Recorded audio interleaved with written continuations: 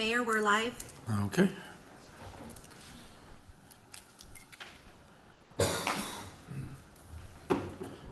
Okay.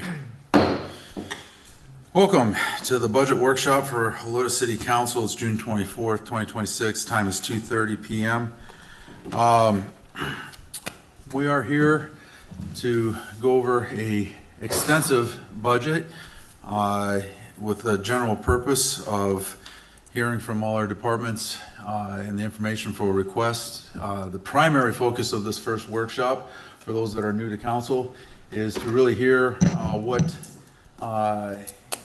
both capital improvements, ongoing operational equipment, department requests, if you will, is a primary function of this, as we put it against a backdrop of numbers that we are generating from Daniel's office and accumulation of information we've already received from Bear County tax assessors, as well as our this past year's sales tax receipts.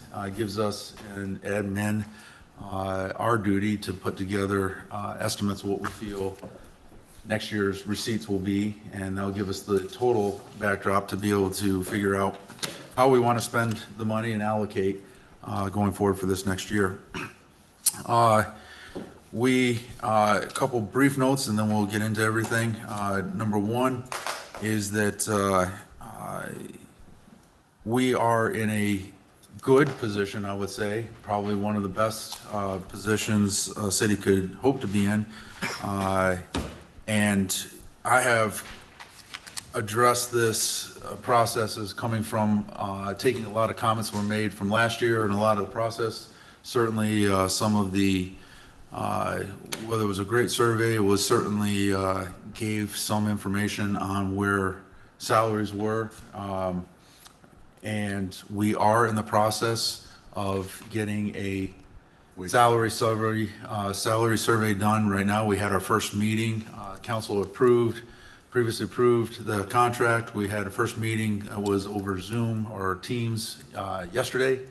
And so that process is going on. We will get the final information, unfortunately, roughly beginning to mid-October, but we're hoping to get some preliminary information on salary data so that throughout this process, hopefully we'll be able to adjust and make some adjustments as needed.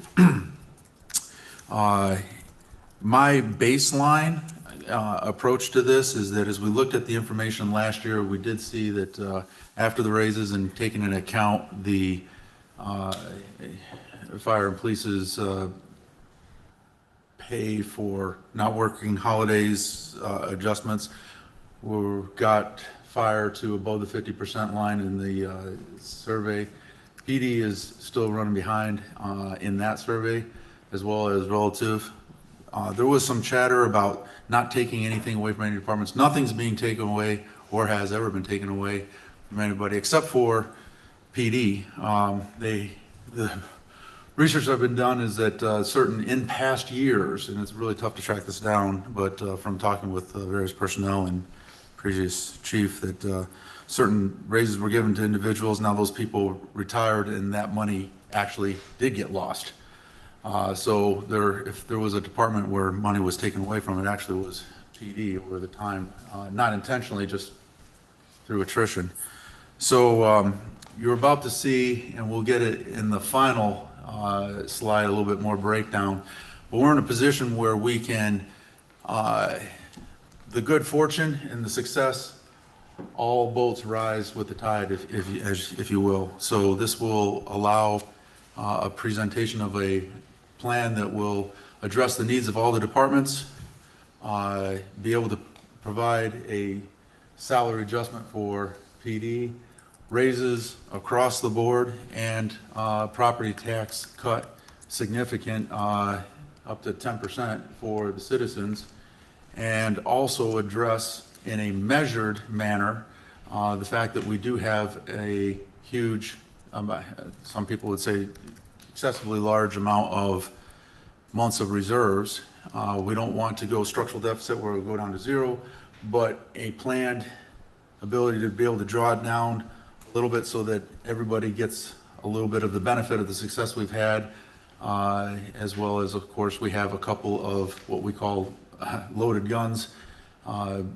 More houses to come online with Brycewood, Bandera Ranch project, which we had a meeting with and looked to break dirt in 90 days. So we got Sherwin-Williams and McDonald's, which are two large producers, as well as BFS, which we're 12% behind. Now they're 8% behind, and they're scheduled to be 4% ahead for next year. So these are things that will be able to not necessarily affect this year's budget, but if we end up spending a little bit money out of savings this year, we know we have those monies coming to help support going forward. So again, this initial is to discuss department purchases and requests, if you will, capital improvements.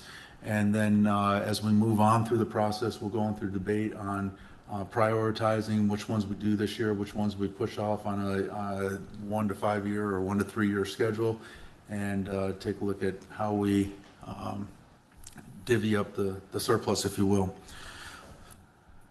So with that, I'm going to turn it over to Henry. He has made an unprecedented 159 slides. So he's going to be moving through this at, I directed him breakneck speed.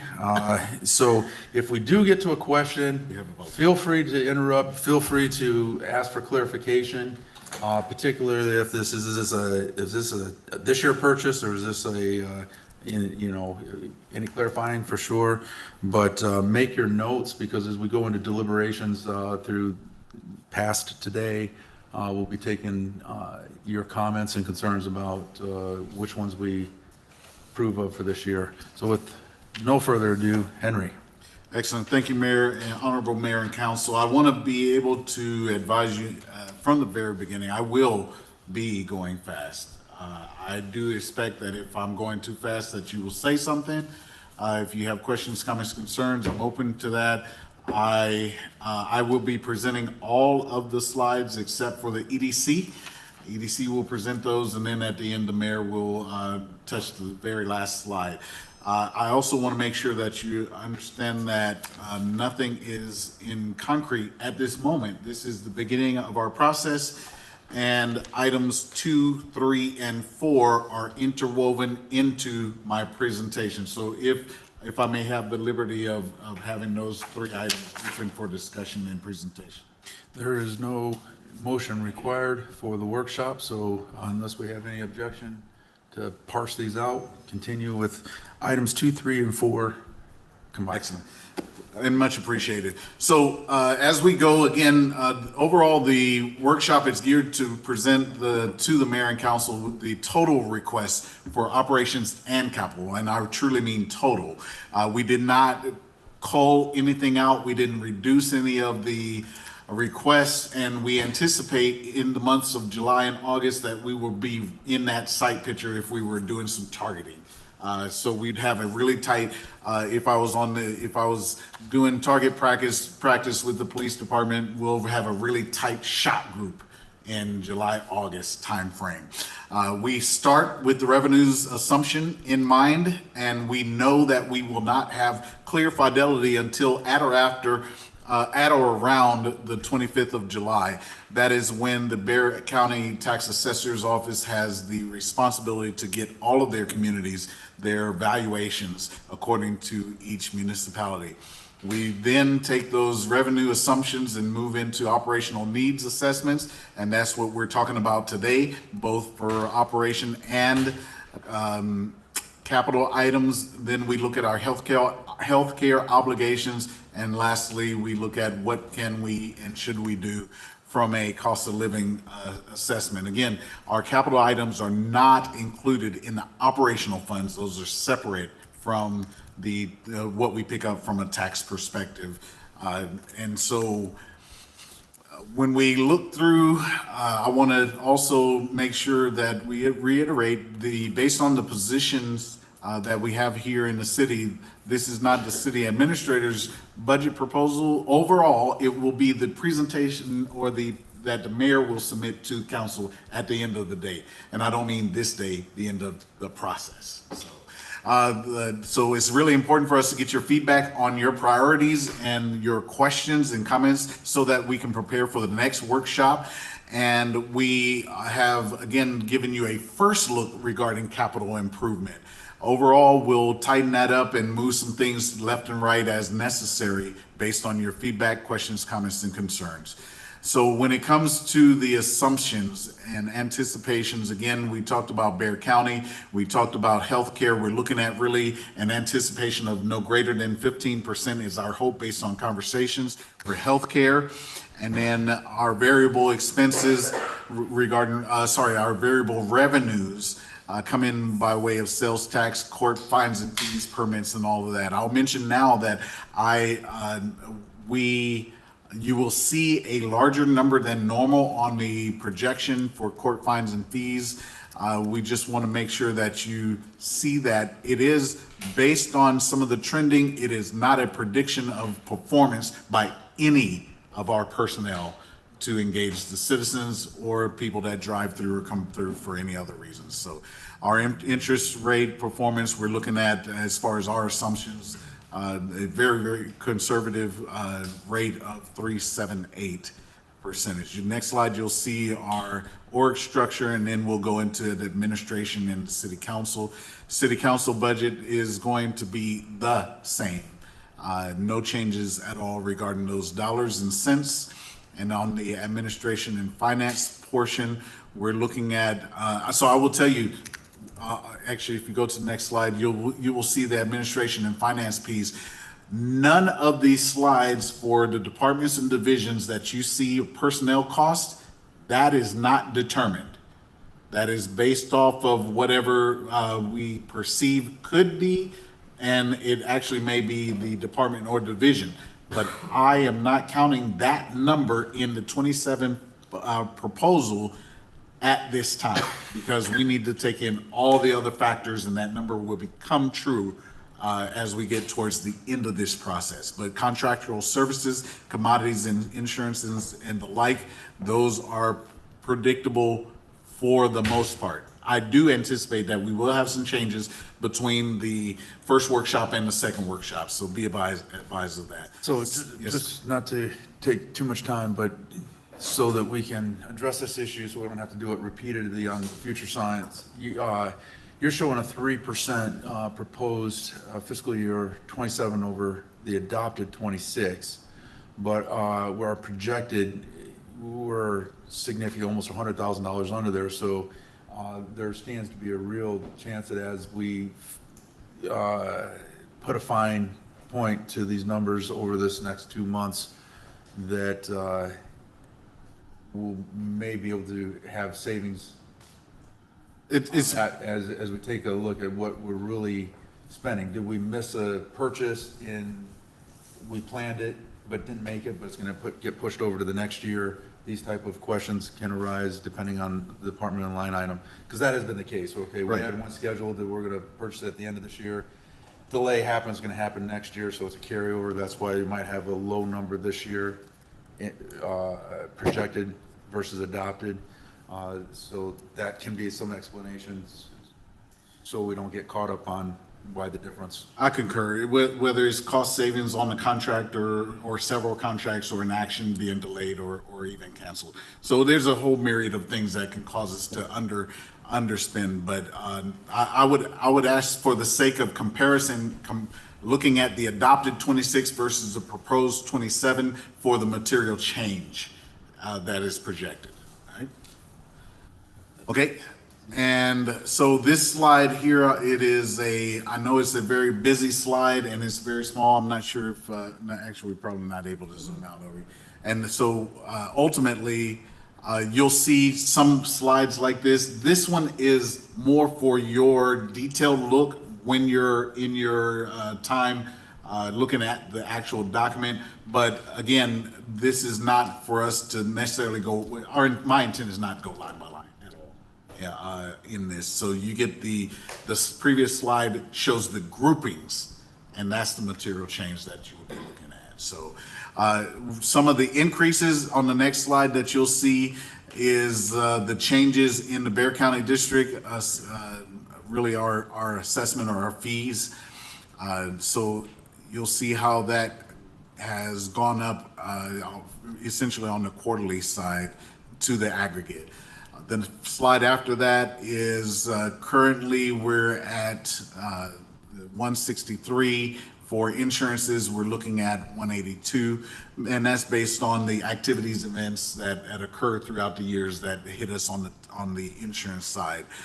Our city attorney fees has an increase projected. As you know, we have a high use of our attorney currently. We don't know when that high use will slow down or stop.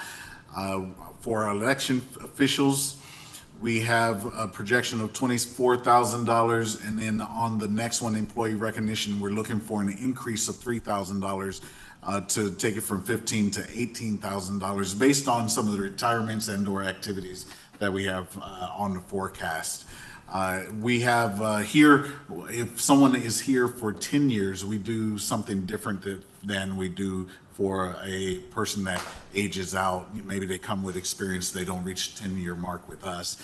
We do something a little different for those. So on the capital improvement side on this, for our admin increases, we are asking for consideration for a open records request software system. You'll see that on the capital side.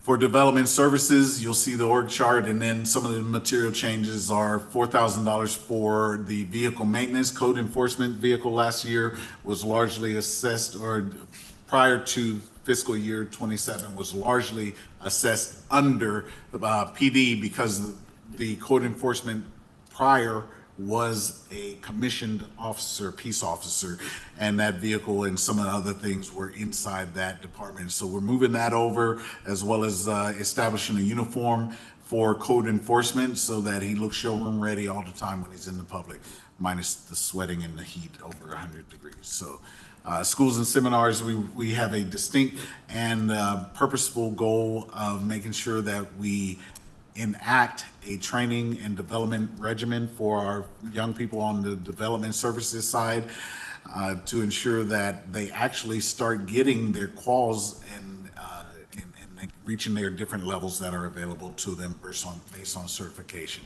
As you know, we brought in MGO, and that's My Government Online. Is permitting software that is going to be a $6,000 expense for the department. Now, I'll bring this up now, but it's something that you'll see later. As it relates to IT, IT ultimately will receive this and other software and other IT related items in the IT budget. The management will be through the department or the division.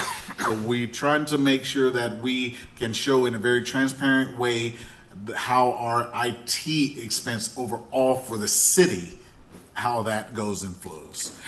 The next thing for development services, you'll see that there's a $1,000 decrease for office supplies. Those, oh, I lost my slide. Hold on. Okay, $1,000 decrease for office supplies and the like. We see no change for engineering and no changes for our inspectors. And so you'll see just a general purpose breakdown. Again, ignoring the personnel line, and you'll see the budgeted 26 versus the proposed 27. Okay. Moving forward to events and marketplace. Our events coordinator, and I apologize, Christina Garcia is our development services coordinator. And if you would just throw up one hand, not both of them, in case you're holding something. All right, events marketing, that's led by our infamous Vanessa Vasquez.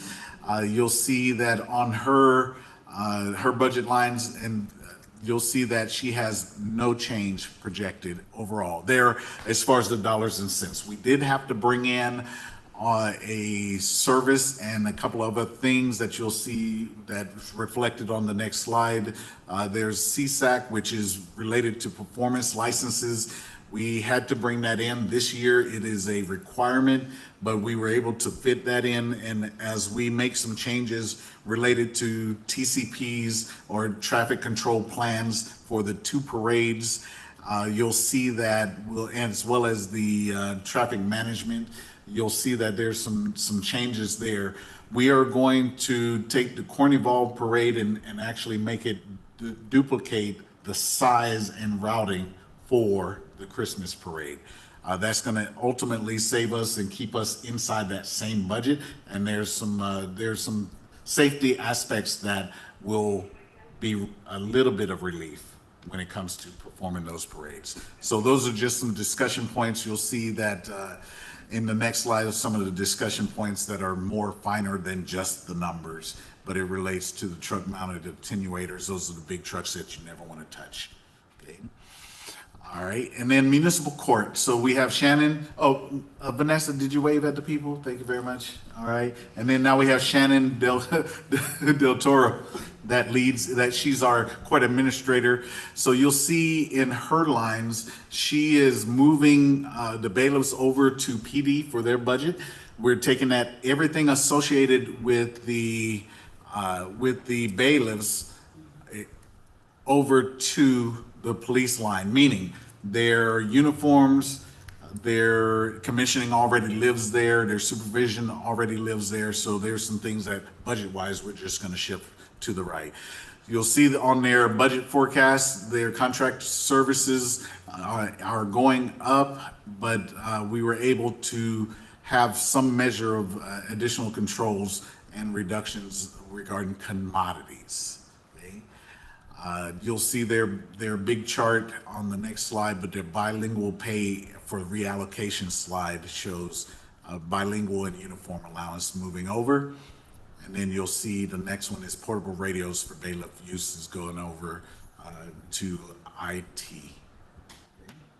The last thing that you'll see, which is an increase to court, is digitizing their records. We have a very purposeful and meaningful retention program that they have to, and I'll show you actually on the next slide why the retention aspect of it and digitizing those is really important. And I'll pause just for like a couple of milliseconds. That's today. All those records have to be maintained. And without building a building specifically for that, which is temperature controlled, we have to digitize or do something else, okay?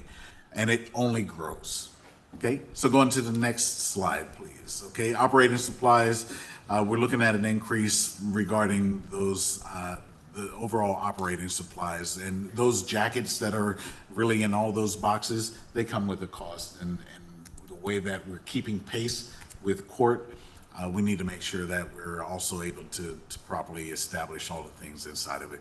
Related to court revenues and expenditures, you'll see the court fines and fees, and as well as the warrant fines that are anticipated both on the revenue and the expenditure side. So the court fees go up because of the usage. I see you, sir. No, that's the point I want to bring out. Go ahead. Go ahead. Okay, so court fees go up because of the usage. We have had a tremendous level of engagement with our court team, as well as our bailiffs and our contracted legal firm that does our collections. And all of that put together, the more cases that we send in, the more cases that we have, the more collection that occurs. Yes, we end up having a cost with that, but that actually is reflected in part in our revenues on that side. Did you have something for? Just to address the point we talked about last night, a lot of people take a look at that line item and see the revenue coming in for court. It should be noted the vast majority of that's passed through to the state. And so there was a concern, and sometimes you hear it, oh, you can just hire extra police and give out tickets and you can pay for it. I think we actually lose money with the additional tickets that we issue out. So we don't do this as a money maker. It's more of a process for maintaining law and order, if you will, which is one of our primary objectives as a municipality. So the concern was, will we get the view or opinion of like Leon Valley? They're just out there to give a bazillion tickets. so we can make money. That is very much not the case. We just happen to have a high volume for some things that have been going on, et cetera. But the goal is not to radically increase revenues, and if they do, the expenses radically increase because there's a lot of pass through to the state. So there's very little left net for us. Is there anything material different from that you want to point out, or is that pretty sum it up? Okay. Just for some clarification, because sometimes that comes up as a main question. All right, while you take your sip, I'll drive. Next is Public Works. We have Corey Bulow, all the way in the back with the hat. All right, and so we have his org chart there, and then you'll see the overarching big snapshot of the budget. Now, what we have done in Public Works is we've literally tried to stay true to the level funded number as far as the contracted services and commodities. Okay. Then we're looking at some of the changes and increase in overtime. We know that with the number of events activities that we do, they actually have a strategy to reduce some of the engagement with the total number of personnel in some of those events. We also, because we have been holding some of the animals here on site, we have to make sure that they are safe and taken care of, and that they don't incur more hazard and risk by being with us versus us farming them out, so to speak. We always have to be able to staff our weather events, adverse weather events in certain ways. And another thing that I don't know that we necessarily put it on here, but if we have a change in a reclassification of one position, that would also have an impact on overtime as we see it going forward. The next slide is starts into some of the capital overlay on a particular item. Again, some things may or may not change in between now and the next budget workshop. But here is a roller that I wanted to just give a brief understanding of. If we actually had, instead of a hand tamper, we can get more width and depth of road taken care of in certain kind of ways. If we had a roller, that we wouldn't have to source those things out as much. We've done some measure of research on it. Some of it's listed here in front of you. That's just one of the examples of some of the things that you'll see a little bit later. Next is reduction of $2,000 for household hazardous waste events. We do 2 events instead of a single. Gives our residents an opportunity to get a second dump, so to speak, of their materials, and it does not end up in our wastewater streams or other scenarios where it would not be healthy for whether it's personnel that are dealing with refuse or our water systems. Quick question on that. Have we been finding out, Corey, Justin, that our dollar and change on the bills are covering the cost of that sufficiently on the Frontier bills?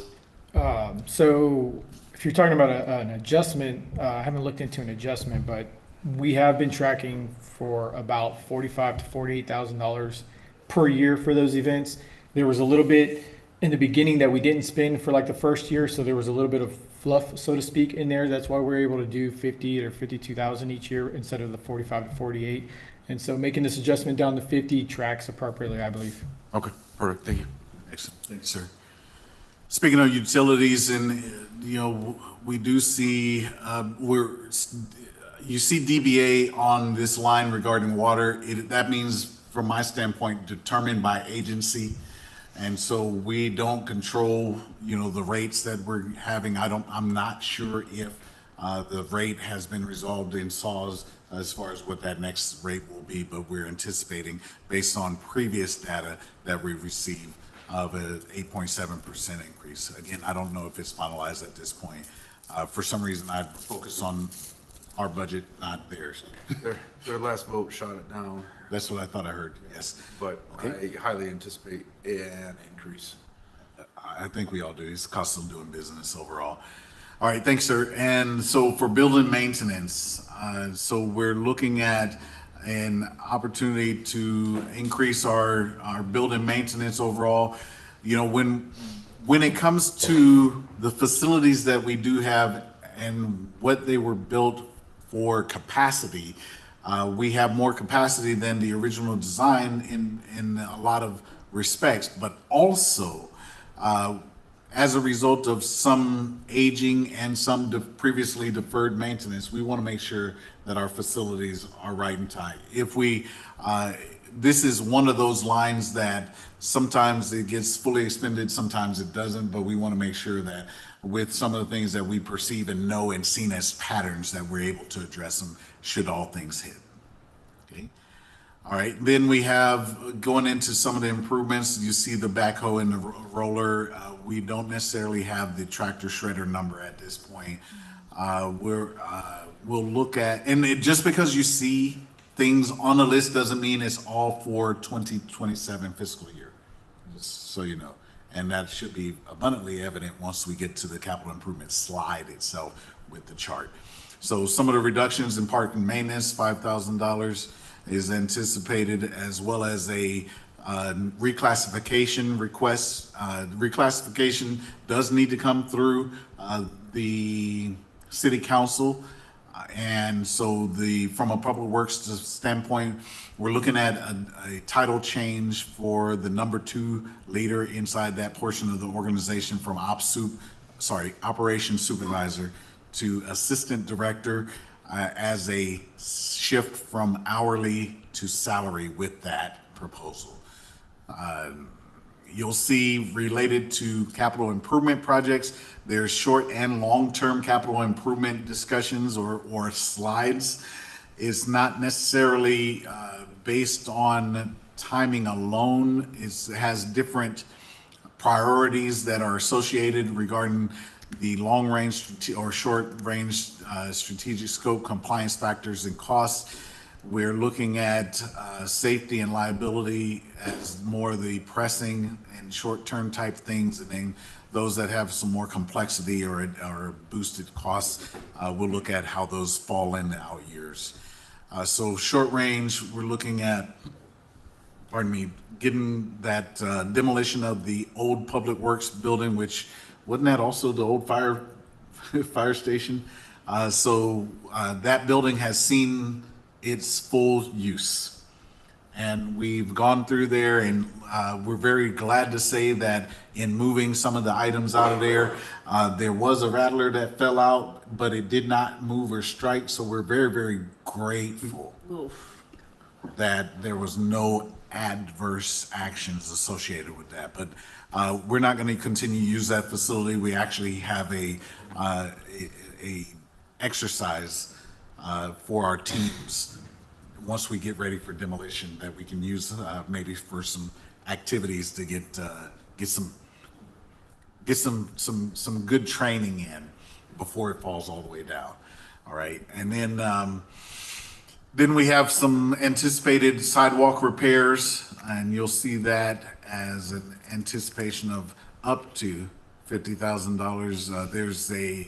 There's a lot of different little things that we've learned along the way that we need to just give really specific attention to. Some might take an additional study and be able to look either through things or under things, so that we know where there's erosion or if there's a potential for sinkholes or something like that. So we just want to be on top of those. If we've had evidence of anything, we definitely want to get after that. Speaking of evidence, the next one is bridge and drain repairs. We've had TxDOT do inspections on a lot of our infrastructure, and so we got those reports back, and the anticipated yield on those items to include some of the culverts and bridges and those type of things. Actually, this one's bridges only, I believe. But nonetheless, we want to make sure that the drainage and the thoroughfares are safe and operating as designed and intended. So you'll see the details associated with $133,000. The don't block the box. I know that absolutely every one of us have gone from this building going out to 16 or going towards the old town. We get to that first intersection when leaving here, and people are trying to turn left and they just stack up in a turn. That's a hazard for us, and it's a hazard for those that are turning off of Bandera into our complex area. And so we want to put down some markings to make it extremely clear that they are not to block that box. Another thing that makes this critically important is when fire runs, isn't that where we go? That's our exit. And so we don't want to cause anyone to have a certain kind of moment when they're exiting. You're talking $13,000 to paint the 6 lines? Yes, sir. That is the estimate that we've received. So, on that one. Understood. But also, just combine on there some thoughts, just for the department's taking a look at this. Once we tear down that building, what we may be looking at is expanding the driveway and the exit. Yes, sir. That's listed.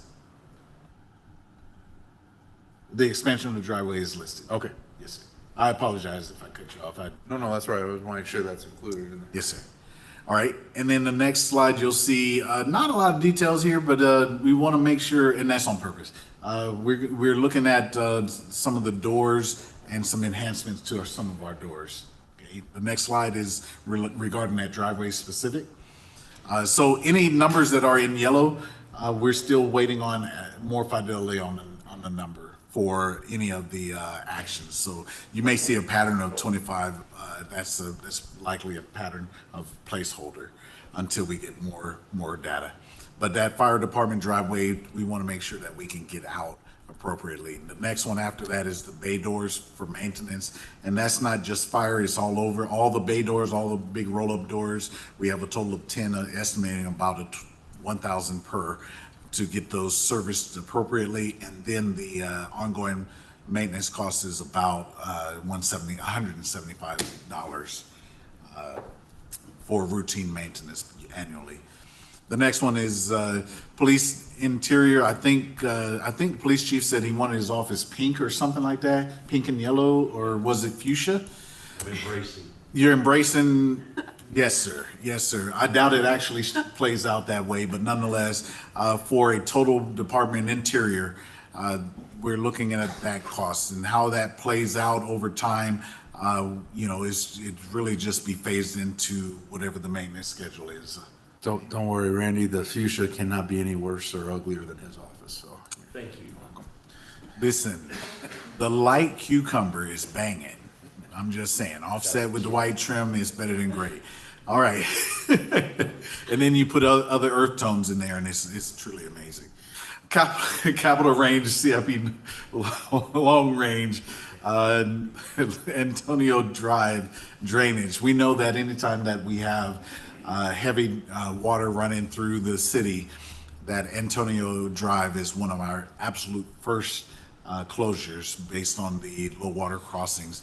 So there were studies that were done, and I can't remember the year that studies were done, but there were some projections. That's why we have such a wide range from 2 to 4 million. We don't have the dial in on that. There would be a lot of things that would have to go into both the study, the engineering, and then the actual work going in. Not saying that this is a tomorrow thing. We just want to make sure that you all have an awareness of this requirement at some point in our future. Another item that we have on the list is police and fire resiliency. There's some generators that we would hope that we can actually have swapped out. Those generators that are present could actually be reused for 2 other buildings, being City Hall and Public Works, if we were to get 2 new generators for police and fire. One of the things that is important for us to remember with from a compliance factor is that not only the length of time that people are in the building, there are some things that are not totally powered for the entire building. And if we had detainees, we would need to make sure that they had the appropriate HVAC opportunity, just like any other workers. So that's one of the factors that we're looking at and considering. School safety sidewalk project. I'm accustomed to asking questions about walkability for a community, and I know there are scores that come out regarding that. We have an estimate based on a previous study and evaluations that show the areas that would end up getting sidewalks if we went through trying to literally put all of this in play. We anticipate that that would be a cost estimated around $7 million. We know that the city truly is not walkable from a standpoint of neighborhood to immediate services or food and all that kind of stuff. This is primarily focused on safe traverse to and from schools and things similar. Okay. The hydrology study, did I say that right this time? For Calabro Creek, that study was conducted a while ago, a few years ago. Was that one 2019? There's a 2019 something. 2017. 2017. Yeah, so that's why I don't say some numbers, because I get them all mixed up in a presentation like this. But nonetheless, 2017, right? It's 2026. And so when we look at all the things that would go on with the studies, it would include a hydraulic and hydrolic. See, that's why I try not to say that word too. But nonetheless, the combination of studies that would be needed and necessary, as well as the adjustments to the areas. Be advised if you all might be getting Amber Alerts at this time. So it's not the giraffe. So wouldn't this be covered though, under the TxDOT expansion of 1560? They have to have accounted for that for their construction project. So I do anticipate that TxDOT will address their portions of their right-of-way and or roadways, but we end up tying into some of that. So once we get to a point of real action, then we'll divvy out our parts as necessary. But we listed for the understanding of where things are and the like. So, okay. Continuing on for a previously proposed capital improvement is the fire vent hood. That was an $80,000 thing. $80,000 project that was submitted on last year. We have not made any adjustments to this slide. City Hall lighting improvement, which was also submitted on last year to upgrade when things are dark on this side and people being able to have foot traffic and whatever appropriate lighting. And then we move to street maintenance plan. So street maintenance plan, we know that has an individual funding line. We pick up a quarter of a dollar on our tax roll for this. So it is, the intent is for us to keep our annual ask and actions in a pace that will respect our future needs, not just the dollars that we have in our account. So this ask ultimately will include the projects that are listed on your screen. And I see, what is that, 6? Is that math in public? If I'm wrong, then charge it to a bunch of different school systems because I'm a military brat. All right, so some of the mill and overlay. So mill and overlay, you have a description of what our preferred techniques are when it comes to the bulk of or a good portion of our street maintenance. So I thank you, Public Works, for putting down the description and how that is, as well as the next slide talks about the hot applied thermoplastics, the details of what that really is. The slide after that will show street maintenance and bridge and drainage, and you'll see, that this is a result of the inspections that we have. So I spoke briefly about some of this earlier. So you'll see a forecast of next 3 years. So you'll see Leslie Road on there a couple of times. Leslie Road is going to give us a pretty healthy price tag when we get into 2031. With all of the things between now and through the Leslie Road program or project, we anticipate and project that our street maintenance funds will not, I did it again, fall behind $1 million. You'll notice my error on the slide when it says below $1 million, there's a 0 missing. I'll call it out on myself. All right. And then on this slide here, I think I have the same error on the $950,000. So I'll self-ID. So our street maintenance plan for fiscal year 27 is $1.850 million. And the details are as previously stated in your comparison on the right-hand side. So now we'll go to emergency communications. Emergency communications includes really two factors. It will touch the dispatch aspect, traditionally known as dispatch, as well as the IT. We'll start with the emergency communications.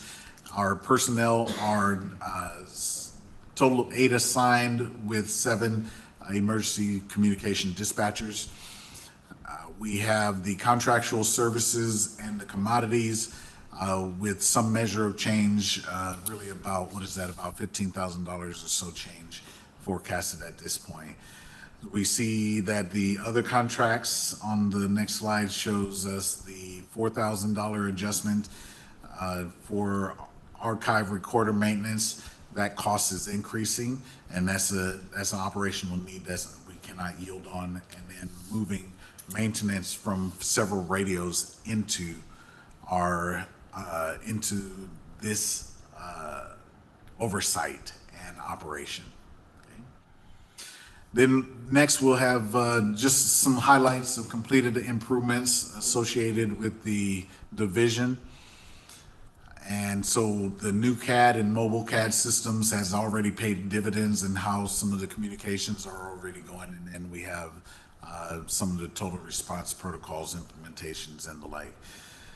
Next is we'll see the funding for the, as request proposed adjustments. There's 2 requests. One is to authorize a reclass to a telecommunication communicator 3 as opposed to 2, and also a additional telecommunicator position 1. So those are requests for that have come in. Ultimately, we have the category 3 position, the reclass. It allows a clear increase of responsibility based off of quals and when our lead is out, and we could do some things that are different as opposed to the acting pay and some of the other things that we do, which is not as much as you think. It's $1 an hour, just so you know. The IT budget is next, and so you'll see a number that you might gasp at, but ultimately it is moving items left to right that already largely existed into the IT budget. So this number, I don't know that it will change a whole lot between now and the next budget workshop. There are some things that we're going back and asking the departments and divisions, hey, what about this? Does that stay with you, or does the funding go over to IT? So the main increases in this line include things related to cybersecurity, the justice system, cell phone allowance, and IT managed service. This is the season that we will go out for IT managed service and examine what we get back on that. So inside that is all of those things. Next, you'll see we did some core replacement. We did some measures of upgrade, and still waiting on other agencies to finalize some automations and some accounting for our time usage.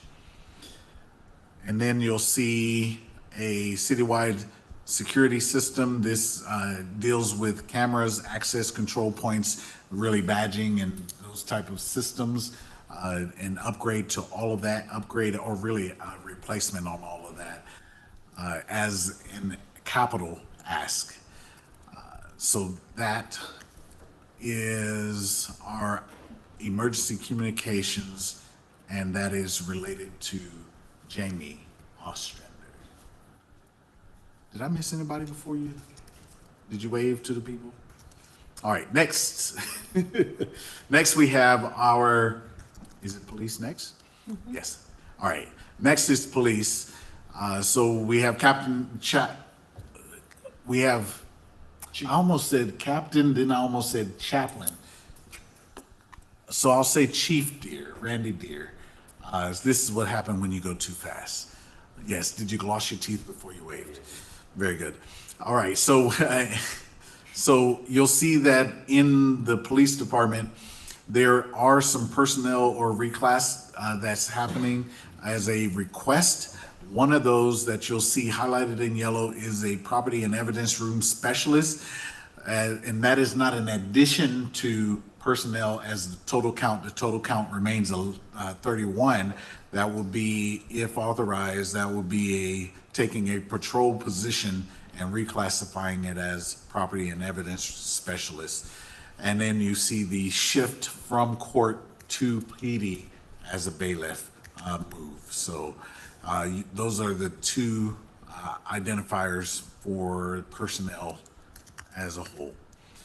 You'll see on the next slide that the contractual services and commodities and capital outlay, you'll see the differences there.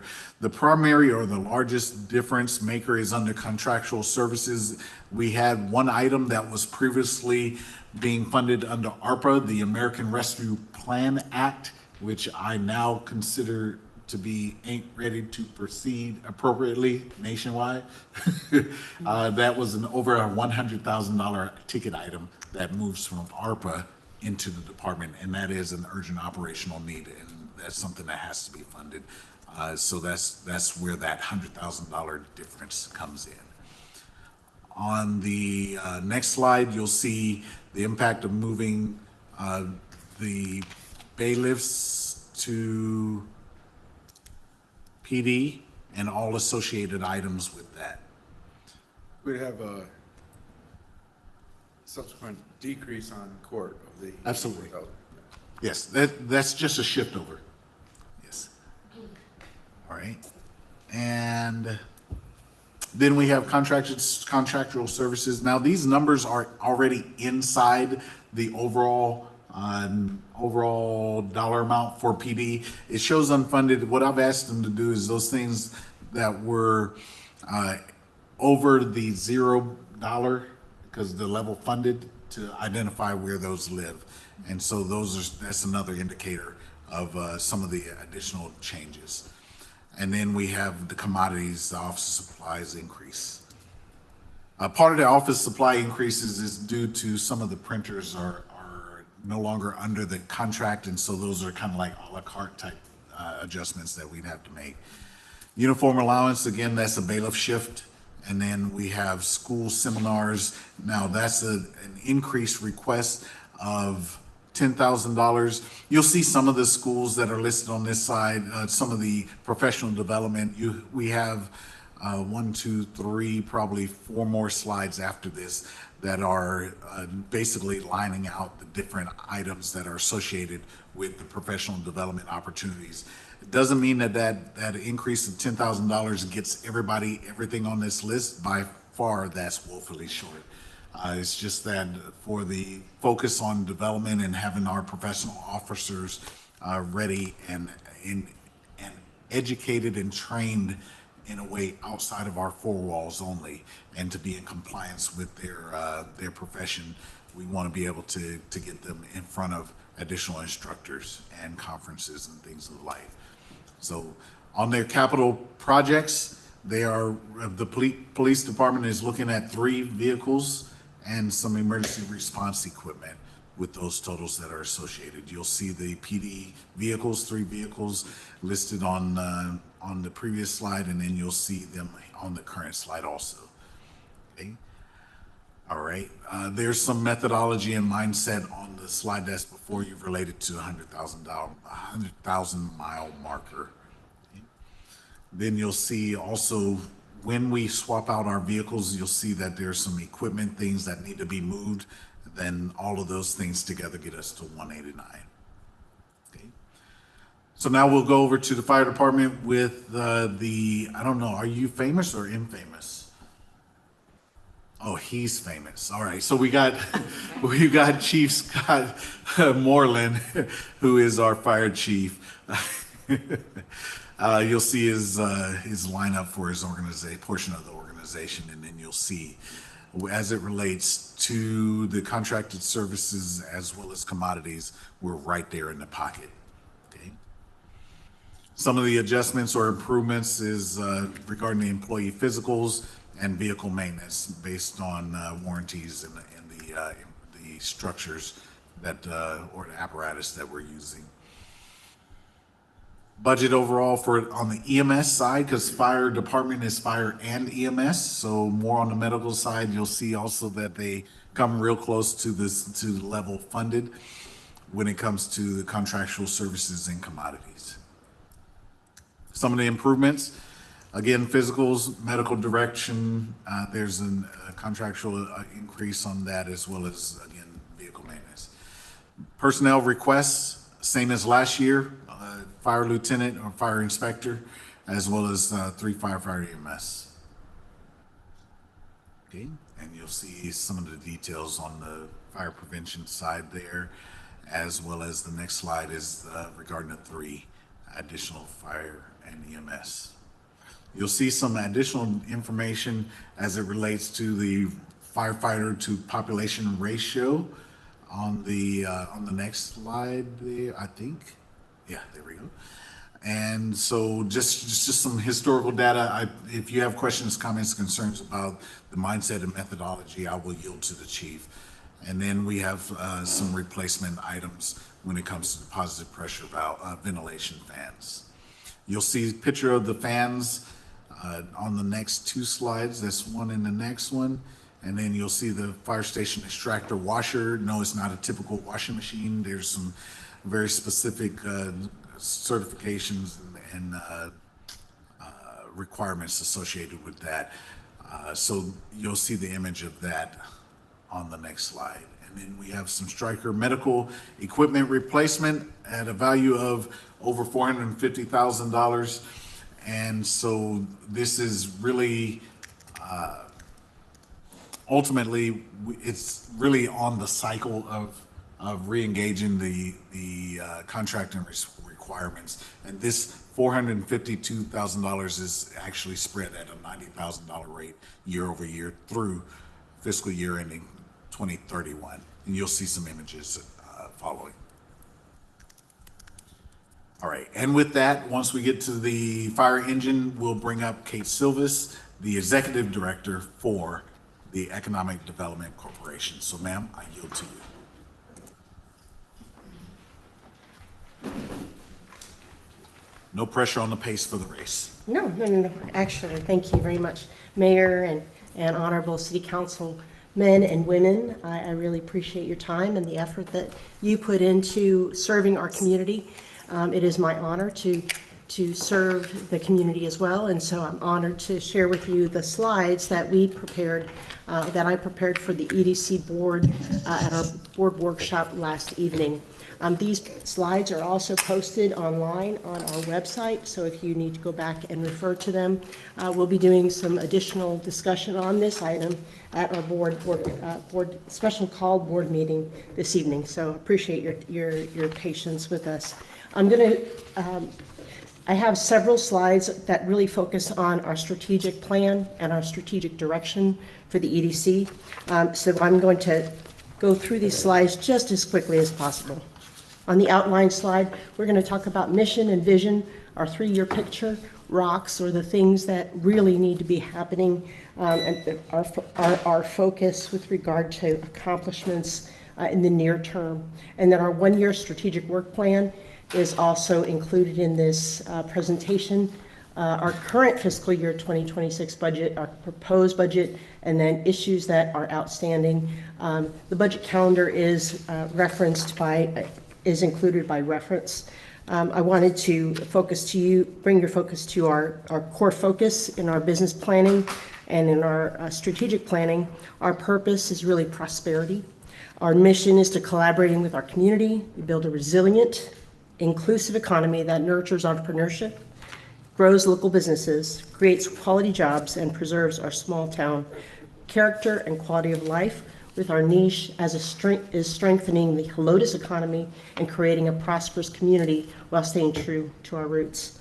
Our three-year picture is really to try to focus out into the future on what we will look like and what we'll be doing in the next 3 years. Our future date is 2029. Our revenue at least, if not at $3 million. Our fund balance at least, and if not at 4.5 million. Our measurables would be increased sales tax receipts, increased commercial property tax values, and numbers targeted niche businesses. What does success look like for us in 3 years? For the EDC and for the city, we'll be looking for new and expanded local retail sales options to really help our entrepreneurship center build some momentum. Focus on creating a business retention expansion program in the next 3 years to help existing businesses expand and create opportunities in our community right now. A thriving Old Town with Flora's Country Store being a jewel of Helotes, and then really focusing on hotel-motel development and creating conference center capacity with the creation of Convention Visitors Bureau to help us market Helotes the right way. Our one-year strategic work plan is in a nutshell on this sheet. In our future date for 2027, our revenue is anticipated at $2 million. Conservatively. Measurables would be sales tax receipts and performance agreements with targeted businesses. And these are some of our goals that we are numerically focused on this year. Quality of life improvements at the city park and the city master plan associated with the city park. Development of incentives program, attendance at City of Helotes leadership meetings, 3 at least weekly outreach touches to prospects, CRE, and retail, occupancy at the business center at 75% or greater, with 3 to 4 business retention visits per month. Those are conservative goals. I think they're achievable within existing resources, and those are my objectives as we step into this new fiscal year. Our rocks, the things that we know we must accomplish in our strategic work plan is really strategic alignment, maintaining alignment with the city of Helotes and ensuring that we're helping you achieve your revenue goals is our number one objective. CRE deal share, we had a CRE deal share, a commercial real estate agent deal share in April. Mayor was kind enough to join us for that event. And we've done some retail recruitment, which is ongoing with regard to commercial real estate. We did a website refresh for ICSC, which is the International Council of Shopping Centers Conference that we attended and are in the follow-up mode since May of since 18 and 20 May. Our incentives program is going to be next on our register of things to accomplish. We're in budget prep now. After the first of the year, be focusing on hotel feasibility study, as well as a targeted industry study, RFP, and then looking at branding, refresh, and marketing. I want to direct your attention to our fiscal year 2026 budget. The challenges with our current fiscal year budget is really focusing on and achieving transparency, clarity, and administration. Currently, two of our line items are visitor center and operations. And those are catch-all line items. They don't really give us clarity as to our expenses. Business center expenses, IT supports, HVAC equipment, Xerox copier, utilities, all of those expenses that we expend in the business center are rolled up into two line items essentially. And so it doesn't really provide real clarity and transparency to the public and to our board. And so in the next couple of pages, you'll see a line item by line item listing of our budget for 2026. You'll see on page 11 that there is a long list of line items associated with contractual services that shows you the level of clarity with regard to our budget in our current fiscal year. What I'd like to do is propose a cost center approach associated with the business center so we can maintain our budget associated with the business center more clearly and clearly defined. In our capital outlay budget and the commodities and the capital outlay brings us to a total of $2.9 million for fiscal year 2026. In 2027, I'm going to step you through our revenues, which will capture our 2025, 2026, and 2027 revenues. Our total revenues for 25 were $3.3 million. Our fiscal year 2026 budgeted amount was $2.9 million. With the use of fund balance, In 2027, I'm proposing a revenue of $3.5 million, which keeps the sales tax value at $2.5 million with the use of fund balance to offset certain one-time expenditures. In administration, I'm proposing a 4% increase for cost of living, or in accordance with the proposals that the city council adopts for personnel. I'm also proposing that we capture our expenses associated with administration to really identify those costs that are associated with administration. You'll see, for example, in memberships, dues, and licenses, fiscal year 2025 number of $23,000. That includes licenses for software. I'm proposing that we create a line item just for licenses for software so that it's more clear what those expenses are being spent on. Essentially, marketing is with the city of Helotes. We have an agreement with the city of Helotes to help us in our marketing efforts. Managed services, $30,000 is associated with the city of Helotes' support of our efforts. You'll see school seminars and conferences, as well as ICSC called out separately. Those are conferences and teaching opportunities that we would like to participate in on behalf of the city of Helotes. In contractual services, these are 3 line items that are recurring expenses that fall into a rolling contractual requirement. Audits, bank fees, and legal expenses staying at or about the same amount that we were last year, with a small adjustment in audit fees being rounded up to $4,000. Our office rental will increase over the current fiscal year. Our current lease agreement will expire at the end of September, so we'll see a bump in our office rental associated with what they call triple net expenses, which are associated with with insurance and common area maintenance, which the new owner now is expending against individual tenants. You'll see that we are maintaining a very conservative look at our operating expenses. This subtotal gets us to a $202,500 from 26. If you'll go to the next slide, Selena, you'll see that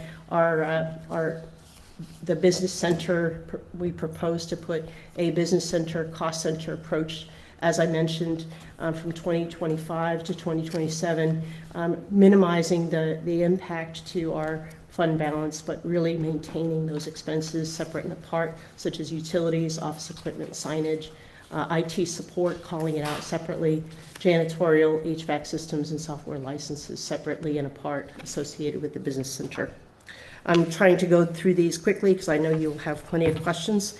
The next section has to do with indirect economic expenses, which these are projects that we anticipate associated with our operations that we'll need to be focusing our efforts on, primarily with regard to recruitment and outreach and marketing. These expenses are a small investment for a long-term outcome. Specifically including a special project for branding, special line items calling out sponsorships, a drone video upgrade to our website, and then of course focusing on advertising, marketing, and promotion in this section. Moving on, the debt service line item is consistent with what is budgeted for the city of Helotes and the EDC. There are portion of the EDC. You'll see in our grants, incentives, and other expenses, we're proposing a facade tenant improvement program to be maintained. We have not had any expenditures against that this year. Business improvement grants to increase year over year to $75,000. We're maintaining our parking lot lease in Old Town Helotes, maintaining a line item for marketing and branding agency to improve our branding, new development incentives to maintain incentives for new development, and then arts grants as well to be restored, coming to subtotal for this page of $336,275. On the next page, we will see the additional projects that I proposed of a 380 agreement, which is ongoing. There's a continuous agreement that we have with one of our companies in Helotes, as well as adding funds for hotel feasibility, hotel development incentives, a target industry study, destination retail incentives, as well as commercial real estate incentives and Old Town signage, beginning a program to be able to incentivize and reimburse improvements to Old Town signage. On the next page is our proposed budget for capital outlay. This would include a transfer out that is a continuous commitment to the city of Helotes, master plan park improvements. My copy of this slide shows a master plan park improvement at $850,000. I don't know if that's showing up on your copy in front of you, but my apologies if it does not. Master plan park improvements are budgeted at $500,000 this year. It is anticipated that those expenses will need to be rolled over and completed by the end of this calendar year, and then add on the unexpended portion. What we don't spend this fiscal year would be then added on to our master plan park improvements for fiscal year 2027.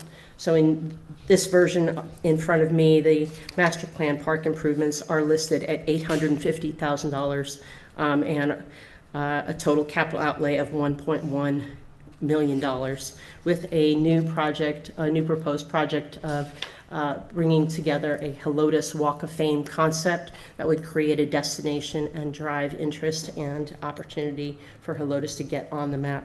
And on the next slide, you should see that proposed concept, what it might look like to celebrate the legend of Helotes and John T. Floor Country Store and the stars that have risen as a result of their stardom here in Helotes. It is a conceptual vision, as well as on the next page as well, ideas of how that might look in a conceptual way.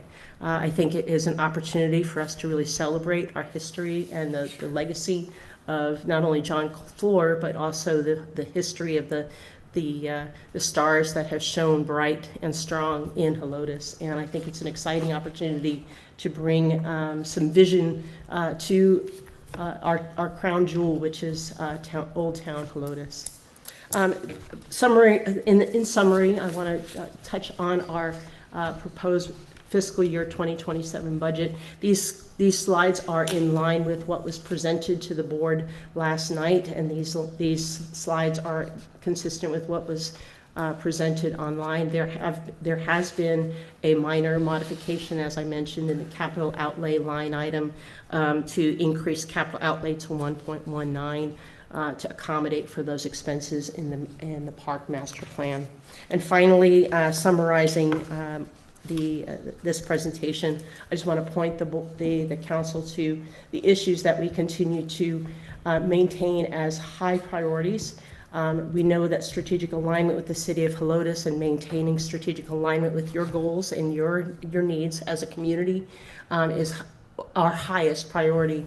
And then, of course, we also recognize that there's a lack of commercial real estate available currently in the built environment. There is available land, but we also know that we have some challenges associated with those.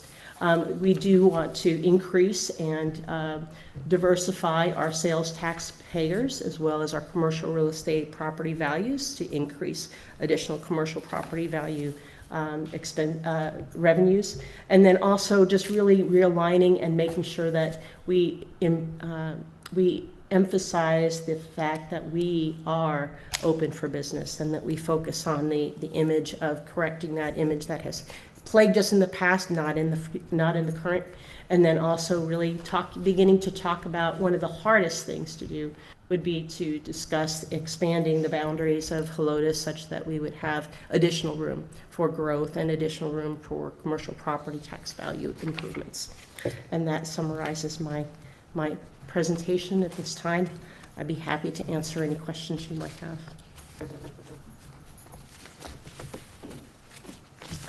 No other questions. And this is just quick, the parking lot Yes, sir. project that was approved and was posted, looking at selection and starting in July, is that still on track?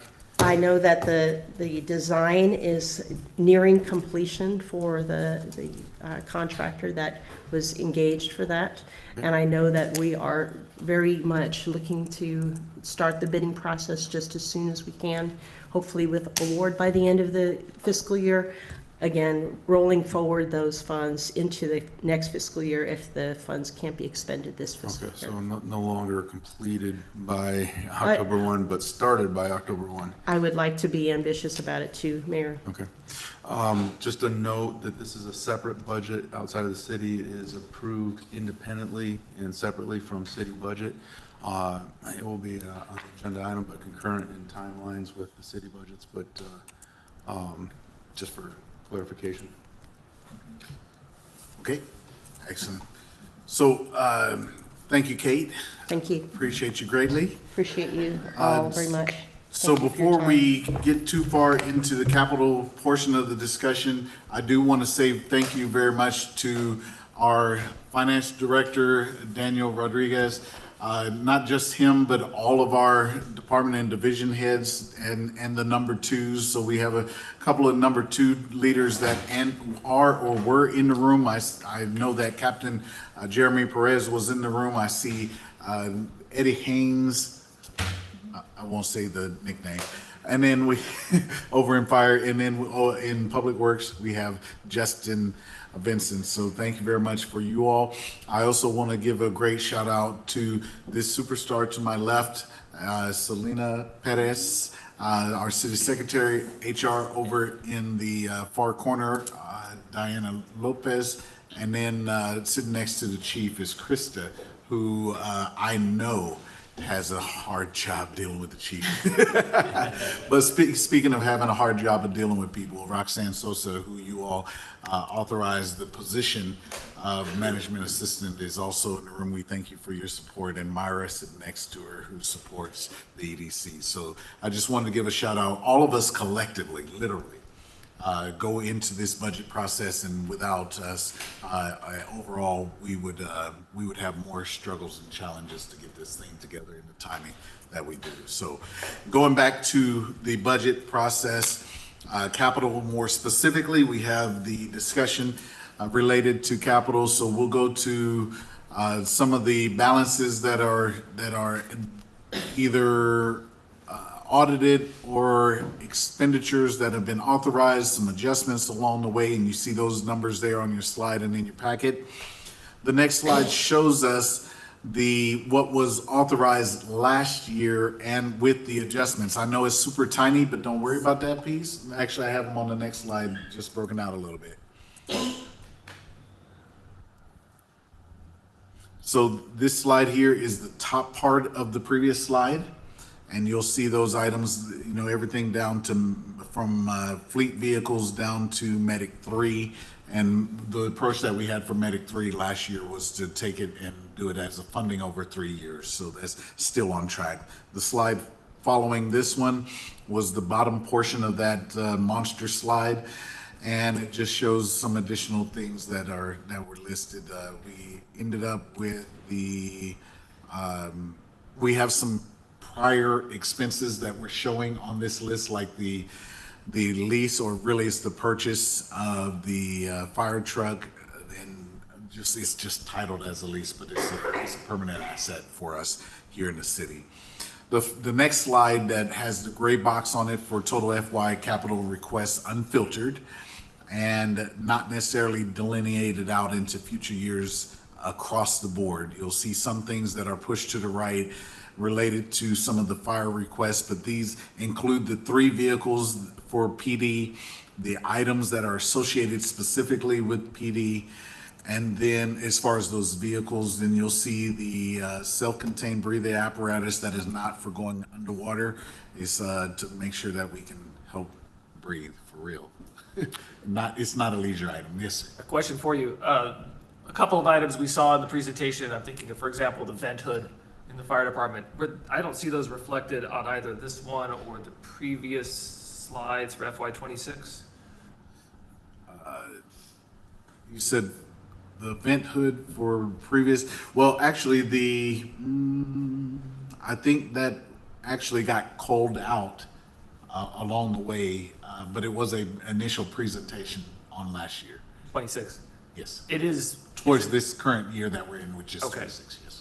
so it should be on the unfiltered request list for this year too, yes?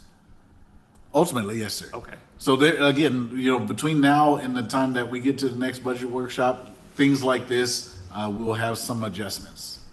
Yes, sir. Thank you for that. All right. So, on the list sorry, I gotta make sure that my computer is actually in the right place. We're good. All right, so some of the things that you saw in some of the other slides, are listed here. Almost all of those items, but then again, like as mentioned, those things that were being brought back need to be added to this list. You'll see also down at the bottom, there is a master plan update. So we know that there's two strategic plans that are in existence in the city of Helotes. One is the master plan that was finalized, I guess, in 2009, and then I think there was I don't know if it's called the Old Town Helotes or the EDC related one that is 2007, I believe. So we want to make sure that we get back before you and get your points, finer points regarding intent to update.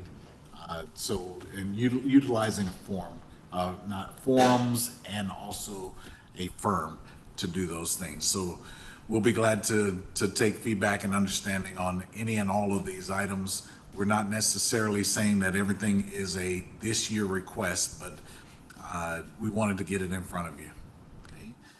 The next item that we have is related to revenues. So you'll see, we have seen slowing down in the growth tied to our major revenue streams.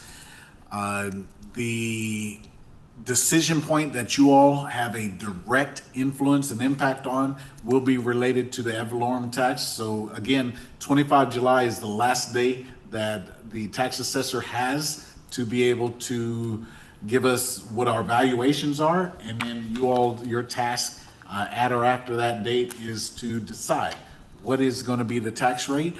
That's per $100 valuation. When it comes down to what we were audited versus our previous projected, we've actually come in really close for FY25, and then FY26 we believe, because ad valorem, we literally pick up 99% of what our projection is.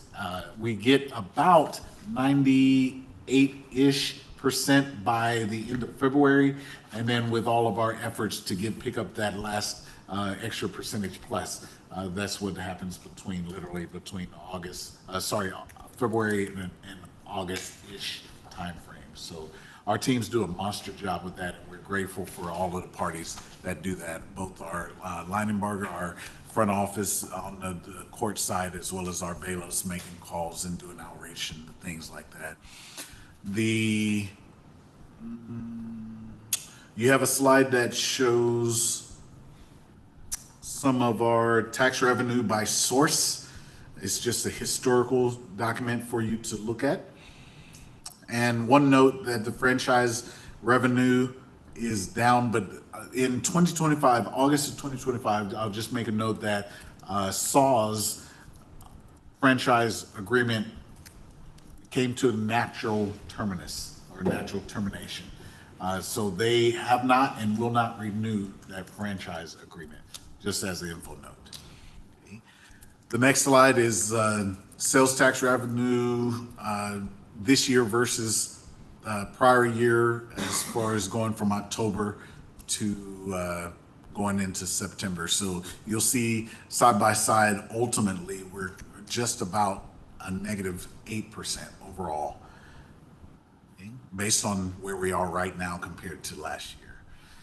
And then at this point, I'll actually yield to see if there's any questions, comments, concerns. If they're not, then I'll yield to the mayor.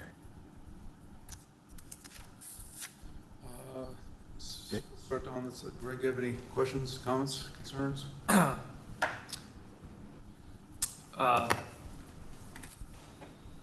do. It's going to take a while to sort of gather. This is a fast presentation, so, but I appreciate the input. I'll ask just one very specific question at the moment about one of the capital items that was on there related to open records and the software required for that. Do we have data on the amount of number of requests we get and time, labor hours spent? I think that'd be helpful for us to see, to assess that. Absolutely. If we can, we'll put that together. And the other comment I would just make, I'm very glad to see that there is an item on here for the comprehensive plan refresh, because so much of what we're talking about here ultimately is about what we want to see for the city in the future, and having a guide for that would be awfully helpful in thinking about what our future plans are. Thank you. Thank you.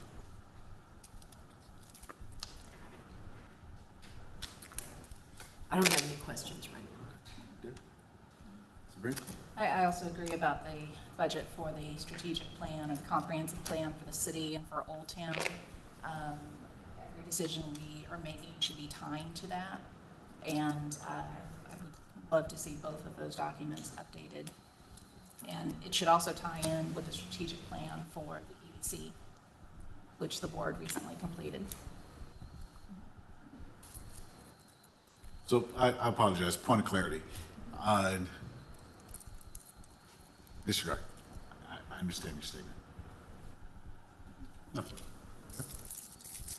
No. Before we get into the final slides, for point of clarification, in the numbers you have adjusted the slides, you have not included or have included departmental requests. As far as in the, Summary of overall, yes, if it was an operational, non-capital operational request, it is totally included. and capital comes from our capital budget as far as what we're going to show on this next screen. Per discussion last night. Yes, sir. Okay. A couple quick comments that I have. I was on the committee that did the original master plan. It was about a $65,000 project, and it took a while, 9 months or so of work putting together. We do have qualified people that do that type of work that were recently interviewed. I think there's a lot of good qualified people out there to be able to address this, but updates, that's probably an excessive number that we have pigeonholed in there. Something to keep in mind, especially when you take a look at my concerns on the capital improvement plan, for school walkway, $7 million. That's something we should be taking a look at the school district and state funding for, if it's for student traffic, because what you're talking about is taking away half the value of our city for sidewalks for schools. So something, that we need to contemplate as we're going forward, where is appropriate funding for various projects. And possible Carnival parade changes, if enacted, would actually yield a net decrease in cost if route changes. And this is going back to one of the first slides, correct? But you're showing an increase, but there would actually be a decrease in cost due to decreased police personnel needed. Overall, we'll need to submit another engineering plan for traffic. We'll also look at, do we have just like with this time, with the Carnival, we use the attenuator trucks and some other things. So we would need to make sure we do that type of review, but big picture, there's an anticipation that for real, that parade would cost less. All right. So what that leaves us is this final summary sheet. This is generally speaking all of the departments in one line, representative of everything in their department. Again, including the budgets for the past number of years, where we were adopted for this year, where we're going to end up this year.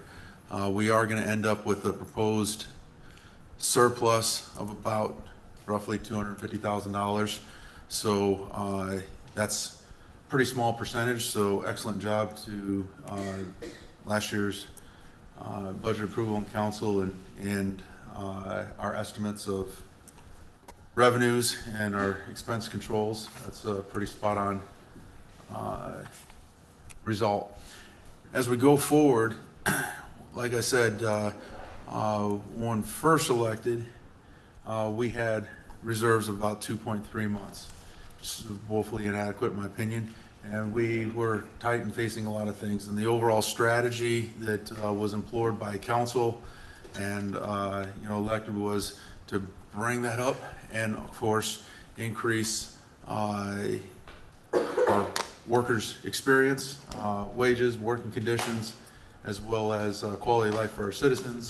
And of course, ultimately, success should be shared by the people who are actually being billed for it, our taxpayers. So this year's budget, and again, taking into consideration a lot of comment that was made by public and by council last year, is that we are now at about 15 months worth of reserves. And part of the plan originally was to purposely overshoot, although we achieved 10-year goals by the end of 3 and 4 years.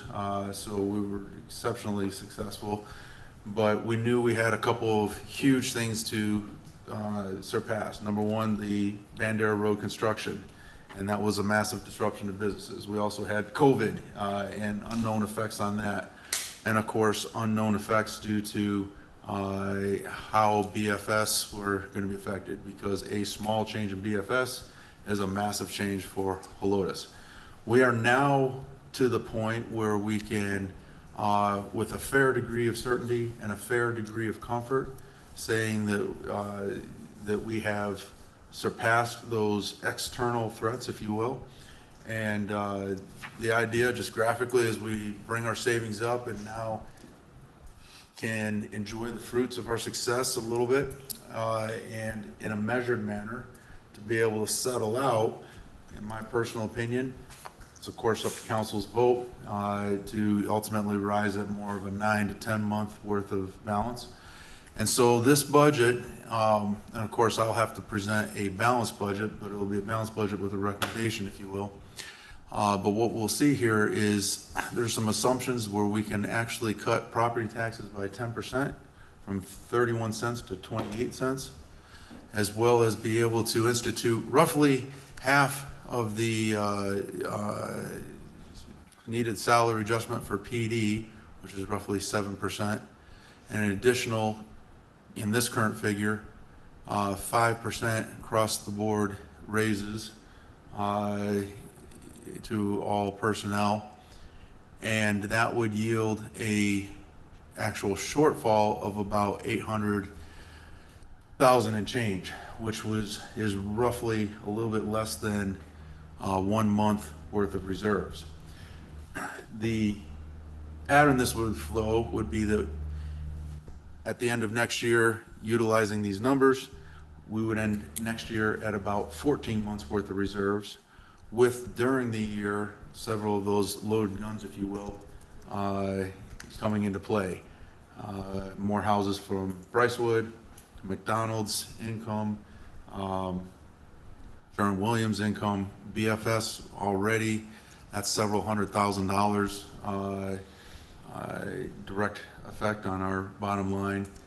And so those anticipated increases in revenues would level out next year, halfway through the following year.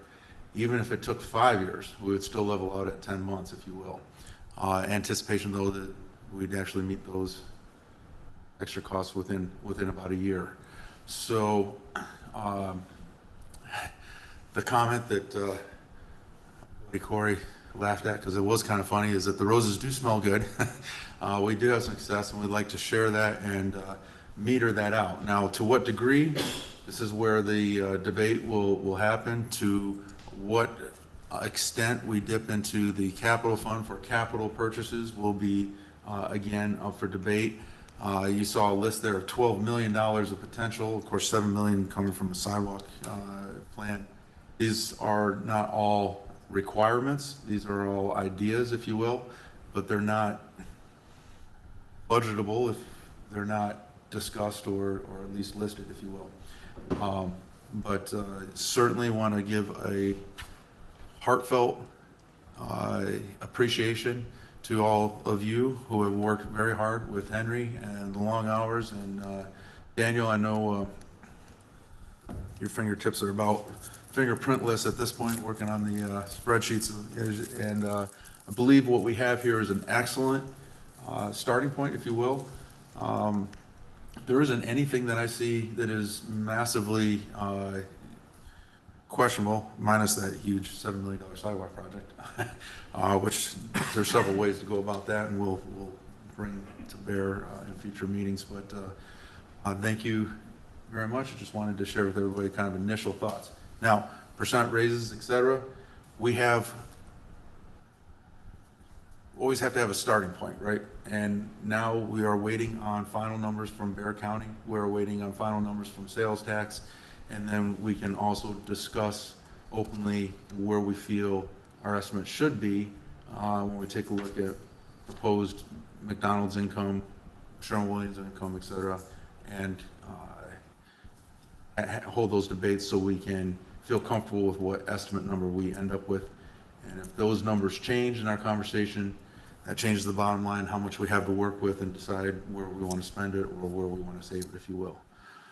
That is all I have as far as a summary point. I yield back. I got nothing. Okay. A question, if I may. Sure, please. Making sure I understand this correctly, first time going through the process. On this particular slide, it does not reflect any of the capital improvement projects that have been proposed, correct? That's Correct. It includes operational purchases, but not capital purchases. We have a separate capital fund that would tap into those. And this does include, however, $200,000 being pulled out and transferred over into that capital fund, as we have been funding that for a number of years in that manner. And the budget as you have proposed it, which includes the salary increases, the property tax cut, would yield a deficit of roughly just short of $700K, which would be offset, if you will, by the funds from the fund balance. This would be a proposed, if adopted as is, Right. would be a proposed $800,000 shortfall, which would come out of our savings account, which currently is at a 13 Right. million and change. So we have that in the bank already, and so it would be spending off part of that. And part of that would be a decision that would be entirely the decision of council, because I can't present that nor vote on it, correct? But as a presentation that, hey, listen, we have grown, we have done very well, and now we're gonna spend a little bit more than we are taking in purposefully to purchase these things, but also not in a manner where we don't have known future revenues to be able to cover those expenses. If we didn't have future revenue streams, if you will, that'd be a structural deficit that if you took out $1 million a year in 12 years.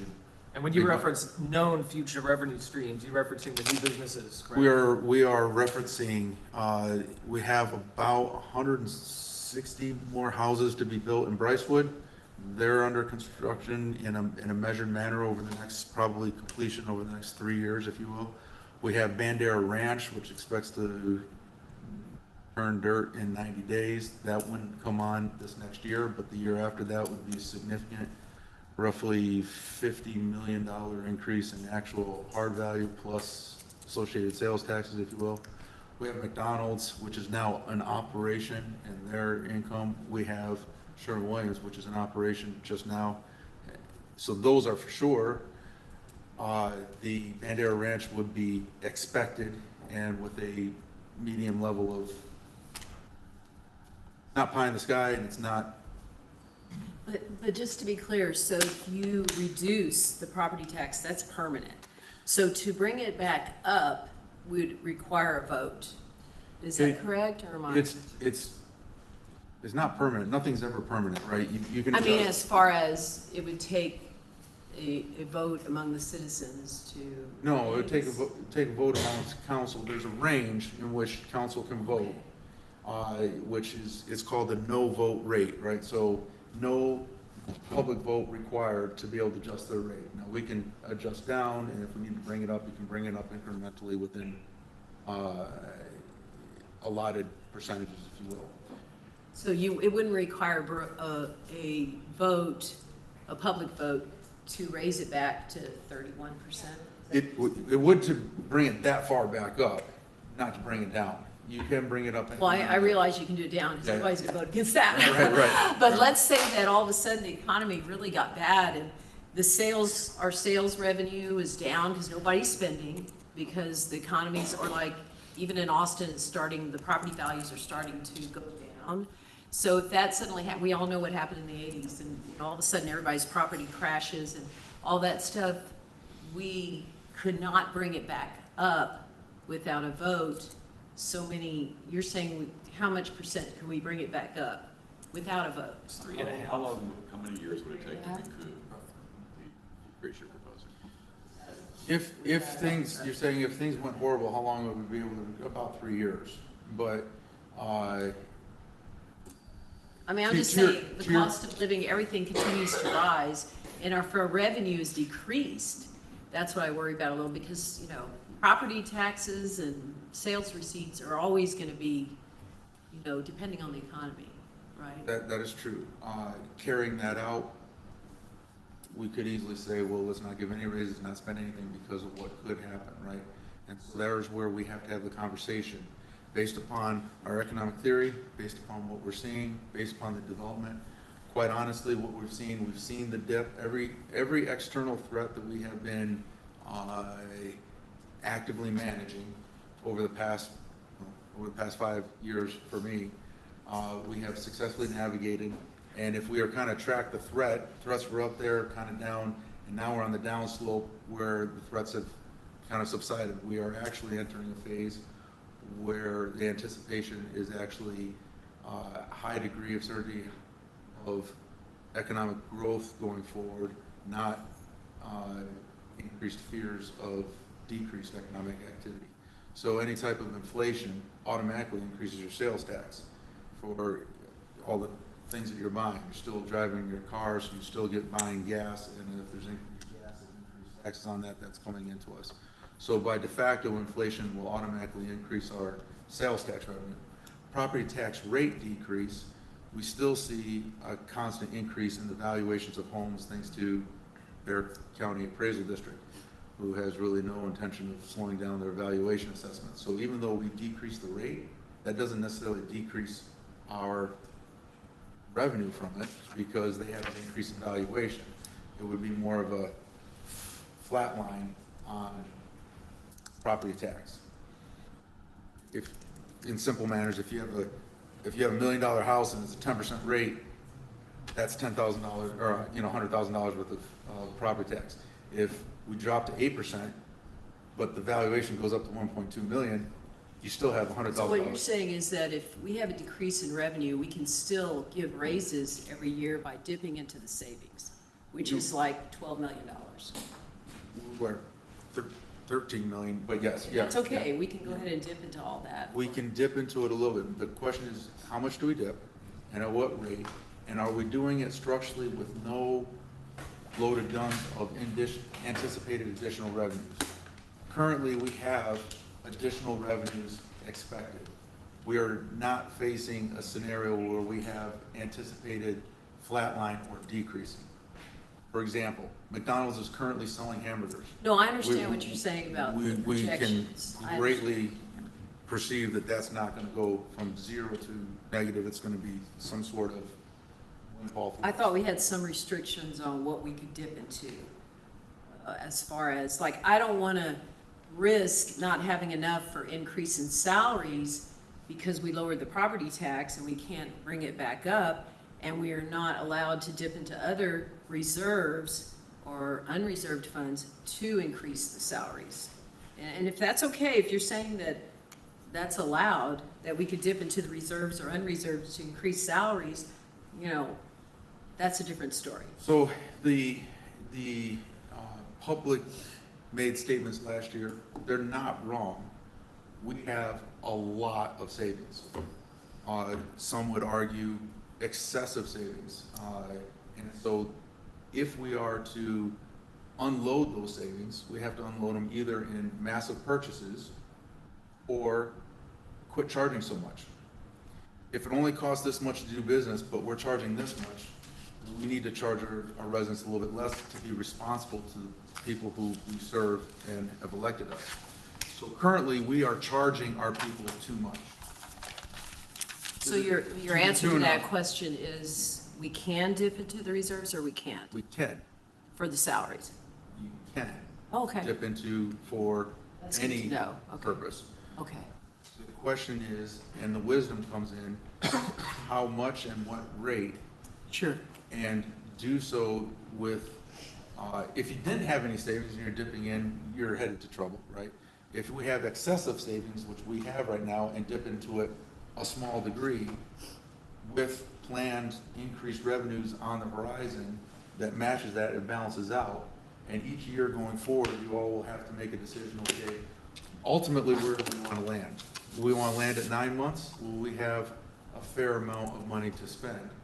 Should we spend it all in 1 year? No, that's dangerous because that's too much too fast, which could cause the problem that you're concerned about. But if we take it and measure 1 month per year or a month and a half per year, we can settle out and soft land at a nice balanced, robust 9 to 10 months worth of reserves, which some people would argue would still be excessive.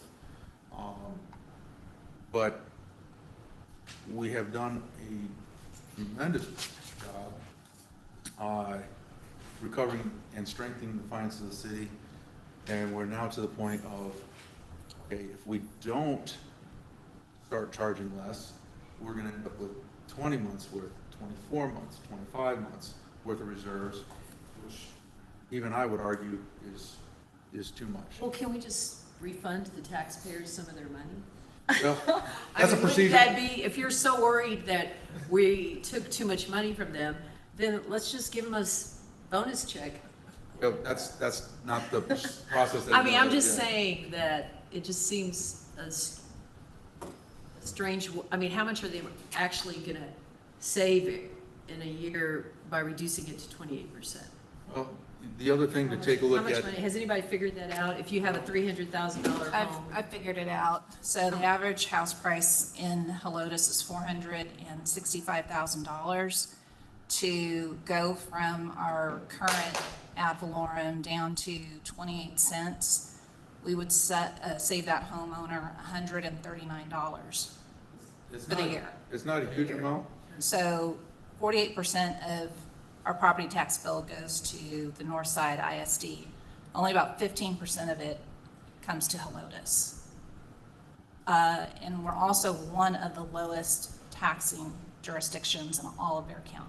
So this is where we take a look and say, pat city council on the back for good administration. We are doing more with less than what other cities are.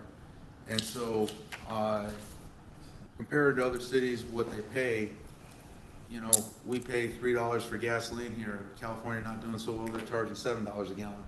Do we say, well, we can afford to pay $7 because they are? Or do we say, hey, we're doing better and we don't have to charge $7 a gallon? I just want to make sure that if we don't have enough revenue for our departments because we lowered the tax, that you're saying now we can dip into all these other resources. I don't want us to have an unsafe community with all the amenities that we need to have a nice life because we reduced taxes and we're not supposed to take from another fund to pay for our public services and our parks and our fire department and our, you know what I'm saying? Yeah, nobody's saying that. We're not suggesting not funding our department. We are No, I'm suggesting just funding the saying, if we department. don't have enough revenue because we've cut back taxes and we're not allowed to dip into other resources, that's all. There aren't other resources. We have one resource, our savings. That's that encompasses all of our resources or savings. And yes, we can dip into that at Okay, any as long time as we for can- any reason whatsoever. You can dip into there. The question is how much is appropriate? Some people will say we should only have 2 months worth of savings. Well, if you're a large city like San Antonio, 2 months is appropriate. They say 2 to 6 months, but a small city maybe should have 6 to 9 months. We now have 15 months. This has been due to. I just. So now strategically spending just a small amount of that in the form of a rebate to the people that have been paying. They'll still pay, they'll pay a little bit less, but that balances out the rest of our revenues with our expenses, so we can continue to give raises. Yeah, and I totally misunderstood because I thought that those funds were restricted for other uses and that we couldn't dip into them. I thought that was kind of the problem last year. Okay, but But there that are was my separate restricted misunderstanding. funds. Yeah, there are separate restricted funds, but that's not part of the reserve calculation of the 13 million here. Those are other, your point, I apologize. No, it's so hard. Our reserve, what we call our reserves are our unrestricted reserves at 13. We have separate other that is restricted, like for example, the road, street maintenance, that is a restricted, can only be spent on that, and that's separate and not included in that 13 million. Oh, that helps. One of several restricted, like we also have our hotel occupancy, our hot tax, hotel occupancy tax, yeah, hot tax. That is a dedicated restricted fund, and there are a number of other ones that you will see in the expanded budget, which include those amounts.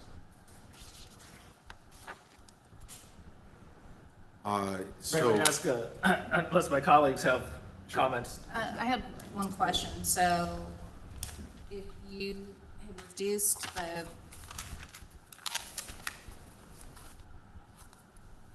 if we reduce the tax rate by 10%, what is the impact on the city's budget?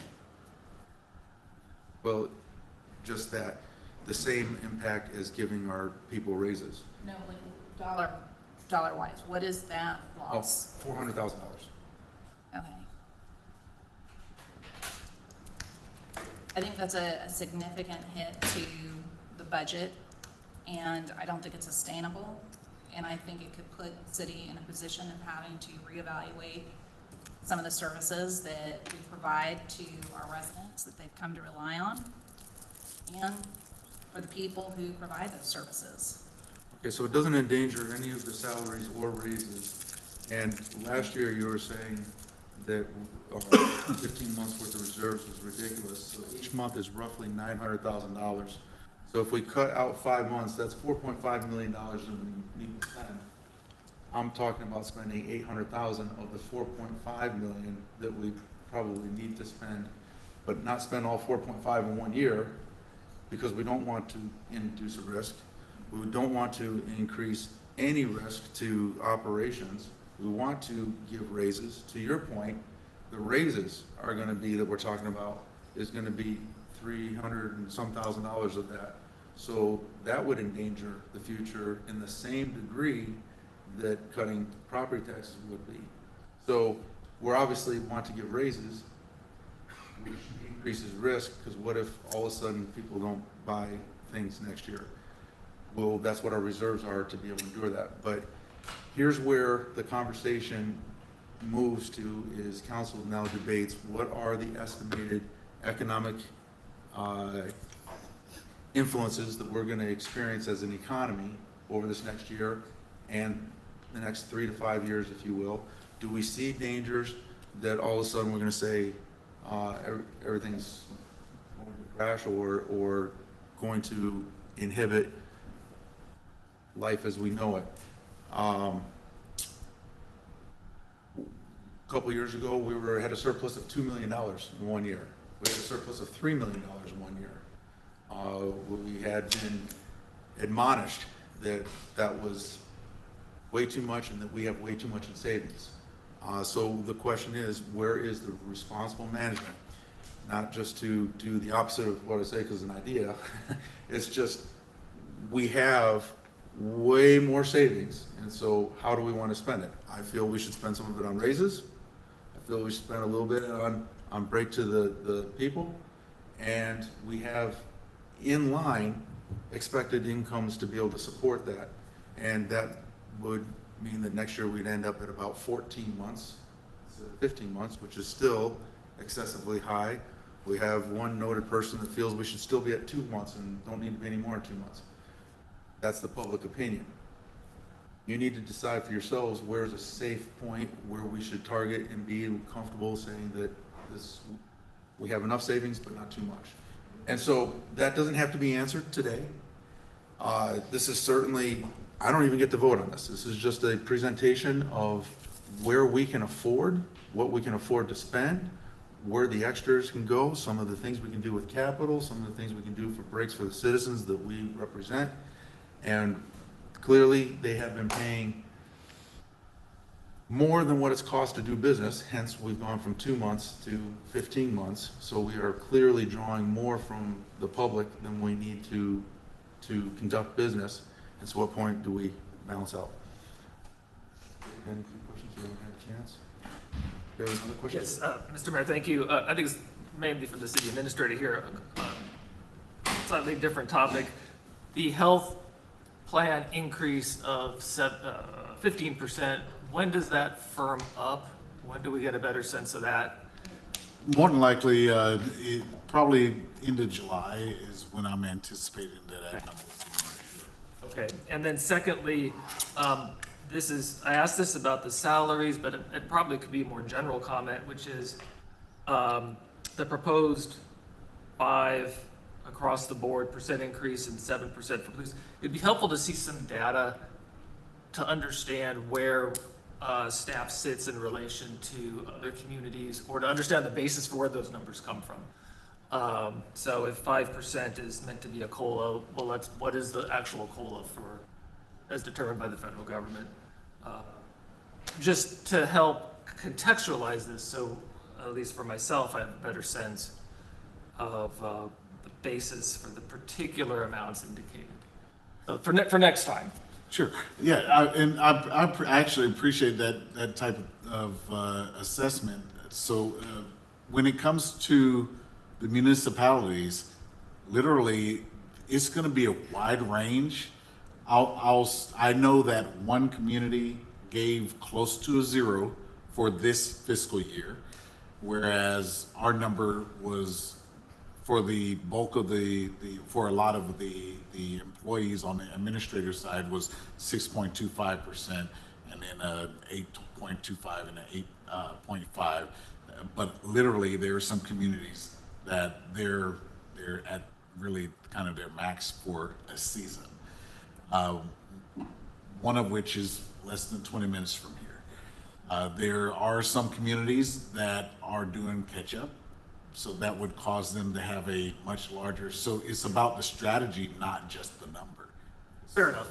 Fair enough, though. I mean, to the mayor's point at the very beginning referenced, I think you said something like bringing folks up to like the 50% level, to just get a sense of what that is and where we are. It's not really a comment or a criticism of the proposal, just to understand it better. Sure, and to that point, that's why I made the comment earlier, but I'll just circle around to it. Last year, we were presented with a Texas Municipal League salary survey that was done by a different city. And so we're not really sure exactly the quality of the numbers coming from that, but that gave reason to annotate certain departments that were lower compared to other cities. That's one metric. Another metric, you have to take a look at salaries within the city. For example, police and fire disparity or parity.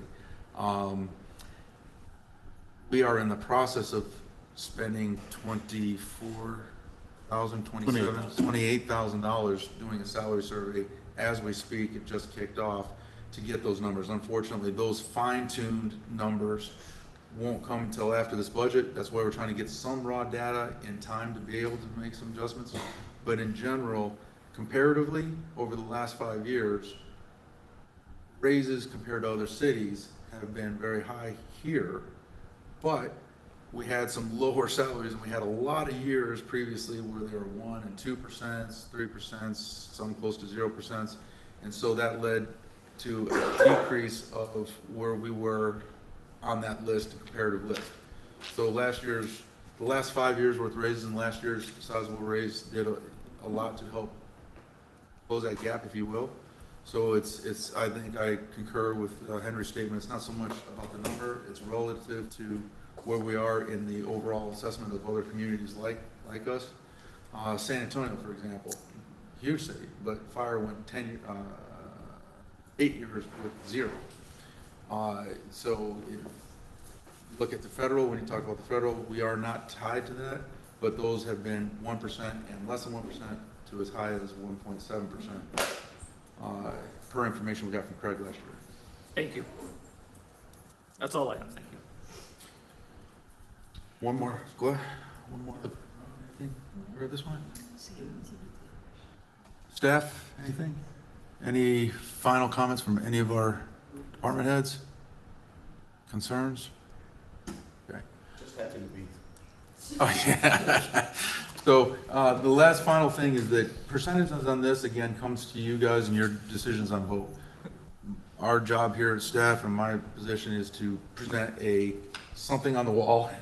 Either it sticks or it doesn't, pick it apart, whatever. This is what you guys are paid, the glorious salaries you are paid to make those determinations and those votes. But my encouragement is to take a look at and do some research of where you feel the economy is going. If there's threats that you feel that we need to be aware of this, so we need to be more cautious, I'm certainly on board with that. That's what we've been cautious for a couple of years, but we have way surpassed on performance, and so I feel it's time to reward, if you will, a little bit, and in a measured manner, in a responsible manner, to prevent any of the pitfalls that you were mentioning. So with that, thank you, Henry, for your breakneck speed. I do appreciate that. With no other comment or discussion, we will come to citizens be heard. Do we have any citizens be heard signed up? We have none. Okay, in that case, we can safely adjourn. The time is, really? That's it? 4:31. We are adjourned. You're welcome. Thank you.